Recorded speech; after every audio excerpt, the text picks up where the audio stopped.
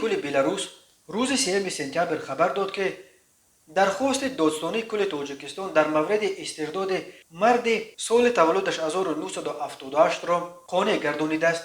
این مرد که در تاجیکستان به قلابی به مبلغ بزرگ ایبدار می شود در فرودگاه مینسک به دست مقامات حفظ حقوق تاجیکستان سپردند.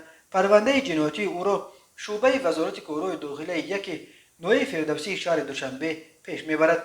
بر اساس مواد پرونده مرد با سوء استفاده باوری جبر دیده ها از ماه مارس سال 2016 تا ماه ینور سال 2019 در دوشنبه با راه‌های ضد قانونی $49,000 مبلغ‌های پولی مردم را تصرف کرده است. از بس که او از جوابگری جنایتی فرار کرد تحت جستجو قرار داده شد. نسبتش غایبانه حکم حبس صادر شده بود. مرد از جانب مقامات میلیسای نقلیات مینسک زمانی دستگیر کرده شد که میخواست به هواپیمای مینسک کیف سوار شده به اوکراین فرار کند.